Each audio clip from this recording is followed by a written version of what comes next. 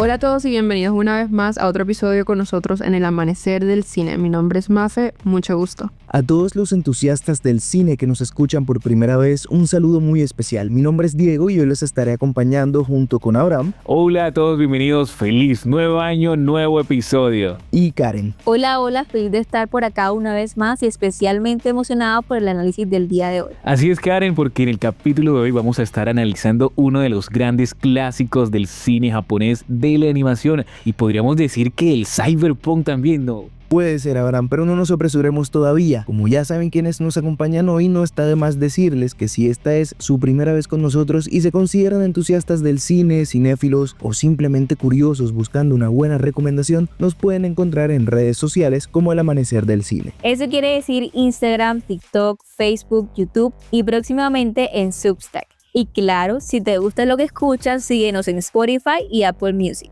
Pero bueno, adentrémonos un poco más en el episodio. Debo decir que hay un gran contraste con nuestro último capítulo, ¿no? Correcto, Karen. Nuestro último episodio fue sobre K-Pop Demon Hunters, una película que impactó bastante la cultura pop desde su estreno en julio del año pasado. Pero bueno, volviendo a lo que menciona Karen sobre lo diferentes que son estas películas, tiene toda la razón. El día de hoy analizamos Akira, dirigida por Katsuhiro Otomo. Un clásico imposible de perderse, especialmente para los amantes de la animación japonesa. Pero ya hubo suficiente preludio, Mafe, así que comencemos.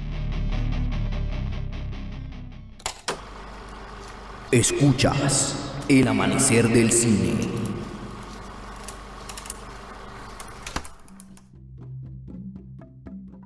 Para introducirlos un poco en la historia, Akira se desarrolla en Neo-Tokio en el año por allá de 2019. Es una ciudad reconstruida sobre las ruinas en una enorme explosión. Nunca fue del todo explicada y cuyo eco aún resuena en un solo nombre, Akira. La película sigue principalmente a Tetsuo, un joven que tras un accidente misterioso es capturado y sometido a experimentos militares que despiertan en él poder psíquico imposible de controlar. Al mismo tiempo conocemos a Kaneda, su mejor amigo y líder de una pandilla de motociclistas, quien en un desesperado intento por salvarlo termina involucrado en lo revolucionario tratando de detener a Tetsuo y con él la posible destrucción total de Neo-Tokio. Akira, más que ciencia ficción, es una historia sobre poder, caos y las consecuencias de ir demasiado lejos. A mí me sorprendió cuando la vi hace años por primera vez porque me encontré con una obra muy social y sobre todo con un reflejo del Japón posguerra de los años 60. Así es, Diego, un tema que vamos a explorar con mucha más profundidad más adelante, pero ya es momento de entrar en materia y entender quién está realmente detrás de esta historia. Dirección. La dirección de Akira no puede entenderse sin hablar directamente de su director, Katsuhiro Otomo. Esto debido a que es una adaptación del manga homónimo que él también creó.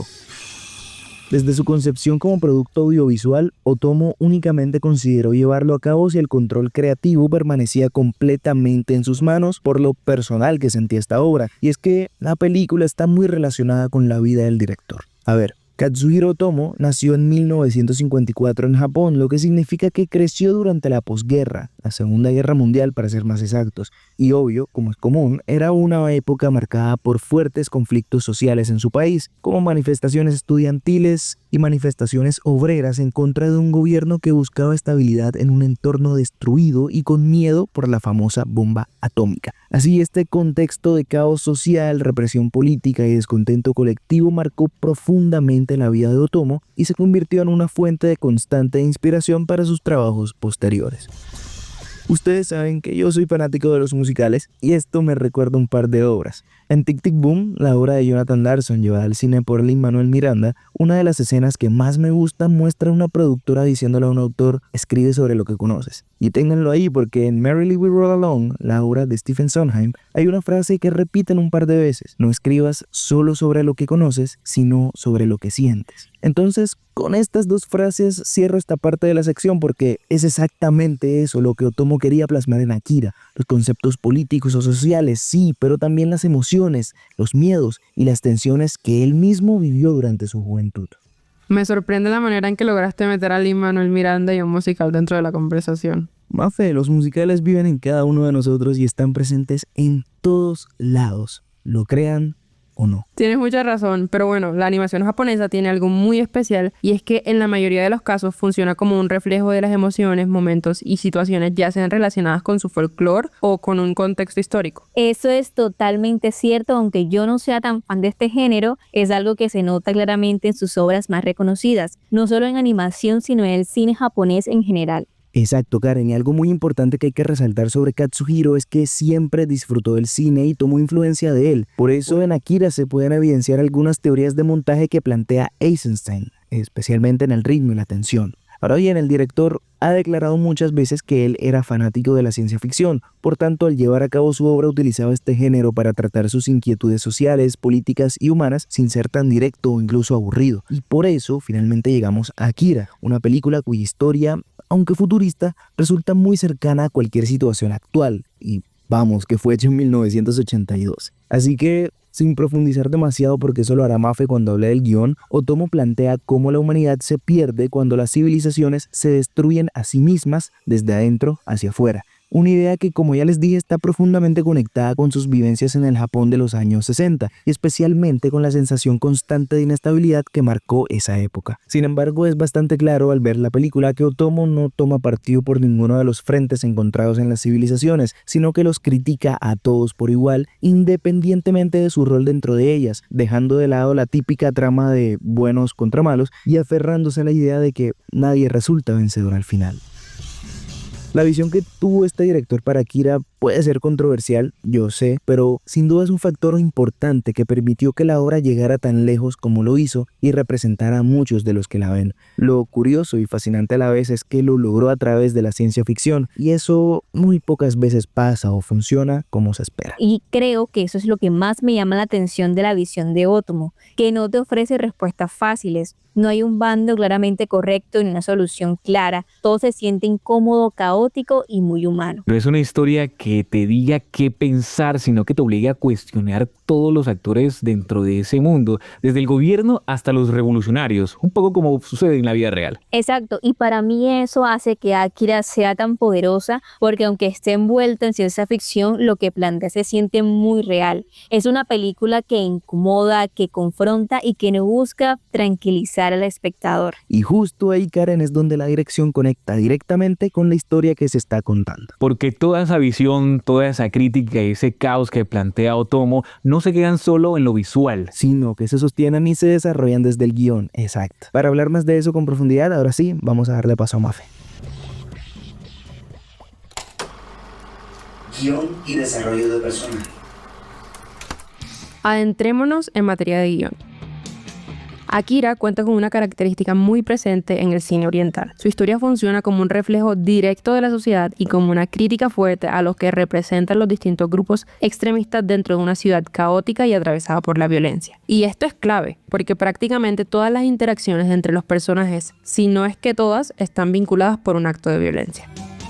Dentro de esta historia nos enfrentamos a varios grupos muy claros: los militares, las pandillas juveniles, los fanáticos y el consejo gubernamental. Y de alguna manera un quinto grupo que son los niños o los niños ancianos, como yo les diría. Cada uno de estos grupos representa una pieza de este nuevo mundo que vemos en Neo Tokio. Y aunque la película presenta estas críticas de una forma bastante directa, para mí una de las más fuertes y una de las razones por las que Akira sigue siendo tan vigente hoy tiene que ver con algo que podríamos llamar el cinismo del cyberpunk. Este mismo cinismo lo vemos en historias como Blade Runner o The Matrix, una crítica constante a una sociedad llevada al límite donde las élites, en su desesperado intento por reconstruir una metrópoli de alta tecnología, terminan colapsando bajo el peso de su propia avaricia. Mientras tanto, una juventud cansada se levanta, incluso si eso significa apoyar a la destrucción total del sistema. ¿Les suena familiar? No lo sé.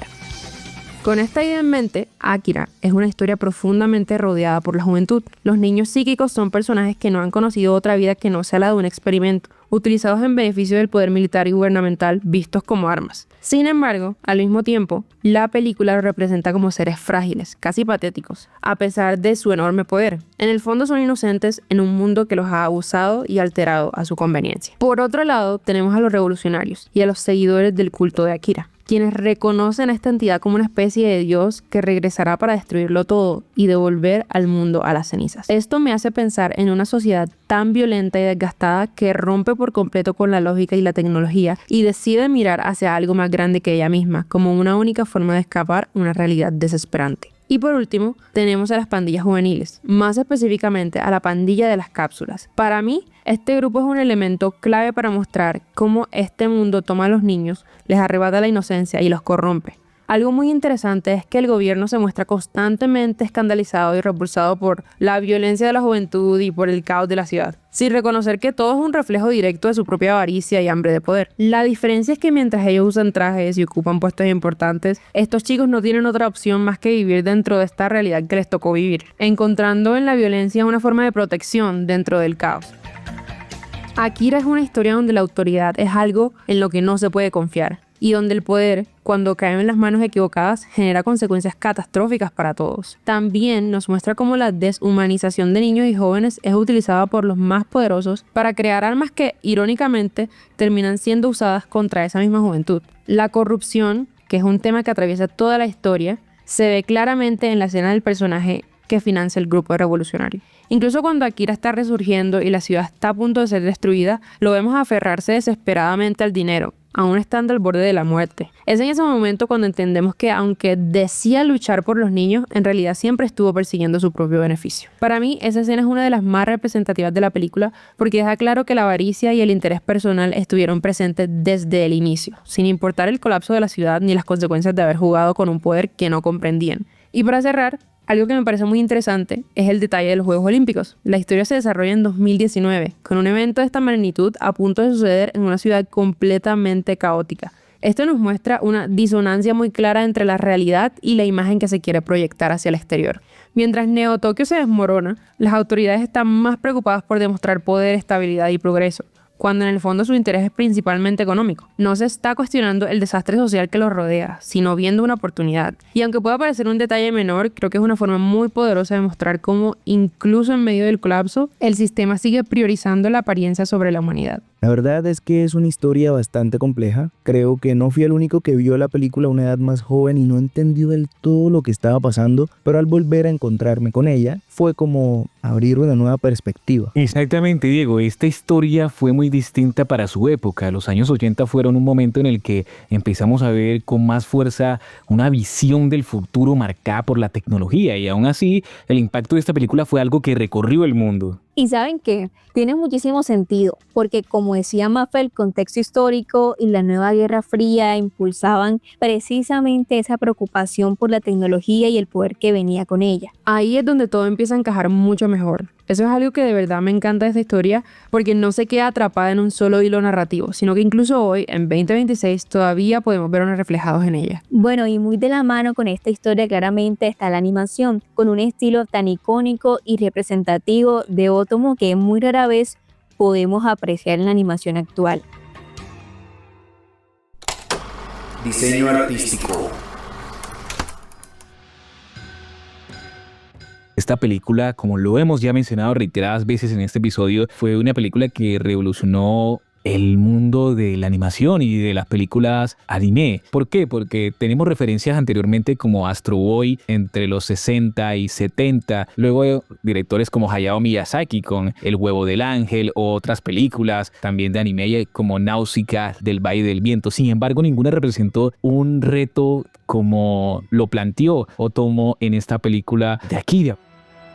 Ciertamente, Akira está planteada en una ciudad futurística llamada Neo Tokio y gran parte de su historia transcurre en la noche, lo que representó, por supuesto, el enorme desafío que vengo explicando. Para los animadores de la época existía este reto porque la paleta de colores disponible en el cine de finales de los 80 no era suficiente para transmitir esa atmósfera oscura, urbana. De esta limitación, el equipo de producción tomó una decisión inédita: crear 50 colores nuevos diseñados exclusivamente para Akira. Estos tonos no existían en los catálogos comerciales de animación y fueron desarrollados para representar con mayor precisión los neones, reflejos, sombras profundas, transiciones de luz propia. Gracias a esto, la película terminó utilizando 327 tonalidades de color diferente, una cifra extraordinaria para una producción animada de esta época. Hay que entender que para emplear y para imaginar una ciudad cyberpunk, todas estas tonalidades tienen que estar presentes. E incluso, si ustedes se dan cuenta, muchas explosiones no son explosiones con animaciones repetidas. El proceso de producción también fue especialmente meticuloso. La mayoría de las escenas se animaron completamente a mano con un nivel de detalle muy superior al estándar de la industria japonesa de entonces, y pues cada movimiento fue trabajado para lograr esa fluidez casi realista, lo que hizo que la acción de las persecuciones y las explosiones se sintieran más pesadas, dinámicas y creíbles en pantalla. Esta fluidez visual se produjeron más de 160.000 acetatos o células dibujados a mano, un volumen de trabajo gigantesco que explica tanto su coste como su calidad excepcional, que por cierto, más adelante les daremos ese dato de cuánto costó esta producción. Hay algo que me parece muy interesante y es que su director, si lo vemos también desde el manga, es uno de los talentos más reconocidos dentro del género del mecha, que para quienes no estén familiarizados, este es un género de anime y de manga enfocado a robots gigantes, cyborgs y tecnología avanzada. ¿Qué tiene de especial el mecha? Que es muy detallista. Son cosas obviamente de tecnología, pero que el nivel de detalle que vemos en estas ilustraciones es absolutamente increíble. Un ejemplo dentro de la película,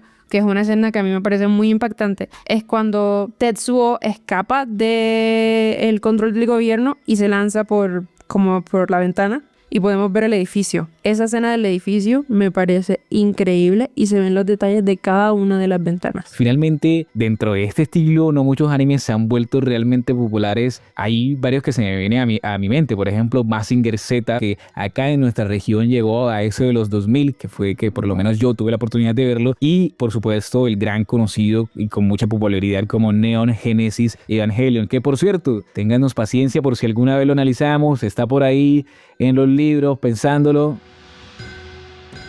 Creo que es importante hablar de cómo la cinematografía en este tipo de películas juega un rol clave en lo que busca representar. Si entendemos la cinematografía como todo el proceso visual que construye una historia, desde la planificación, la iluminación, los ángulos de cámara hasta la atmósfera, Akira la utiliza de manera más poderosa. Hay muchos momentos en los que la ciudad deja de ser solo un escenario y se convierte en una presencia activa que rodea y oprime a los personajes. Casi como si Neo Tokio fuera un organismo vivo, inminente, incontrolable y peligroso. Este es un tema que vamos a desarrollar con más detalle en próximos proyectos en Substack, así que estén pendientes. Tenemos muchas ganas de leer eso, Mafe, igual que todo lo que tenemos preparado. Pero ya es hora de hablar de algo bastante importante en Akira, el diseño de sonido. Karen, haznos los honores. Diseño de sonido.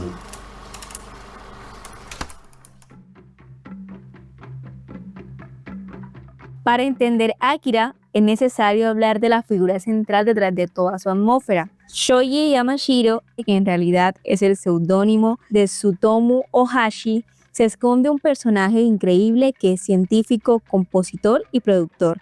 Él fue quien lideró el colectivo Heinon Yamashirogumi, un grupo artístico que en 1988 mandó a recoger los estándares de la industria del anime para crear una identidad sonora propia. En vez de componer la música después de tener lo gráfico listo, ellos aplicaron el método de pre-scoring o pregrabado. Básicamente grabaron toda la música antes de que la animación estuviera terminada. Y eso permitió que el ritmo y la fuerza de cada escena se ajustaran perfectamente a los latidos del sonido.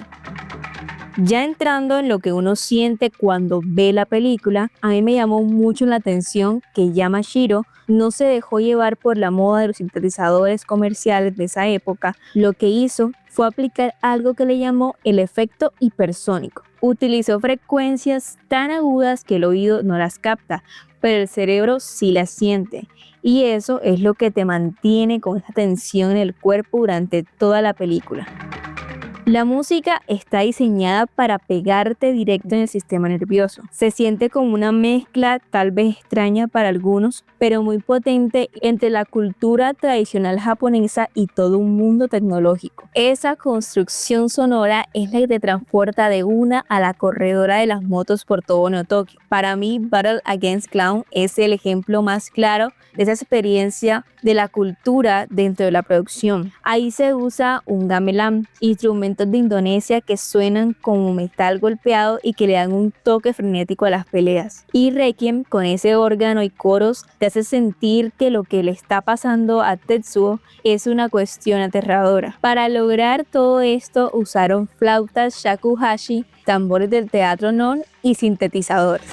En la parte de los efectos de sonido, la moto de Canida es un hito total porque no suena a cualquier motor de la calle. Mezclaron el rugido de una moto de carreras con motores de aviones para que tuviera esa identidad que parece que silba y ruge al mismo tiempo. Lo mismo pasa con los poderes de los niños y de Tetsuo. En vez de salir con sonidos de rayos láser de jueguito, usaron zumbidos y estática que te hace sentir una presión física, como si el aire se pusiera pesado de repente. Siguiendo esta línea, algo que destaco y que me pareció muy rescatable es cómo usan el silencio, que permite sentir la magnitud del desastre de una forma mucho más real. Te seguiré por ese punto, Karen. Me parece también muy impactante cómo utilizan el silencio, porque es como que te van generando una tensión y te dejan sentir realmente lo que están sintiendo los personajes, esa incertidumbre de qué puede pasar, ese todo se destruyó en nuestra vida, ese ¿y ahora qué haremos? No sé, es muy diciente lo que puede decir el silencio. Sé que puede llegar a sonar contradictorio, pero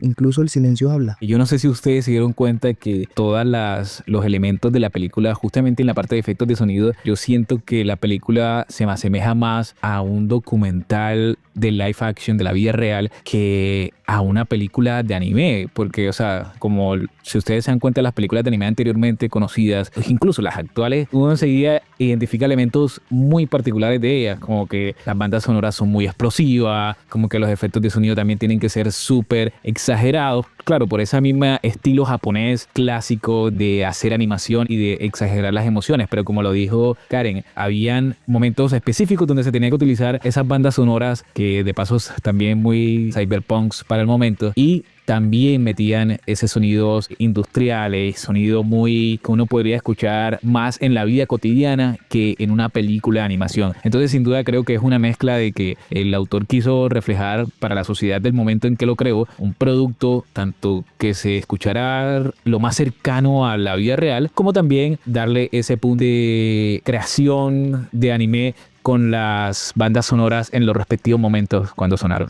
La verdad es que todo esto hace que el diseño de sonido de Akira no sea solo algo técnico o estético, sino una experiencia que se siente en el cuerpo. Pero lo más interesante es que detrás de estas decisiones hay un montón de detalles y procesos poco comunes para la época que vale mucho la pena conocer. Así que ahora sí, pasemos a algunos datos curiosos de la película. Datos curiosos. Akira, vamos con los datos curiosos. Número 1. El presupuesto para realizar la película fue tan elevado que se necesitó juntar a varias compañías para poder realizarla. Esta sociedad fue llamada el Akira Committee y logró recaudar más de 1.000 millones de yenes o 10 millones de dólares, haciendo de ella la película animada más costosa hasta ese momento en Japón. Número 2. Steven Spielberg y George Lucas rechazaron la oferta del Akira Committee para distribuir la película en los Estados Unidos, diciendo que no estaba hecha para el mercado americano. El tiempo les daría la razón, pues al conseguir distribuidor, la película solo logró recaudar $400,000. Sin embargo, en la mente de las audiencias, logró convertirse en una película de culto precursora de éxitos como Ghost in the Shell, Matrix e incluso Inception. Número 3. Akira vio el futuro, pues en la película ambientada en 2019 vemos cómo la ciudad de Neo Tokio se prepara para recibir las Olimpiadas el año siguiente, es decir, en 2020. Bueno, resulta que en 2020 Japón realmente fue anfitrión de los Juegos Olímpicos. Si quieren ver estos datos curiosos en formato digital, los invito a que chequen nuestras redes sociales.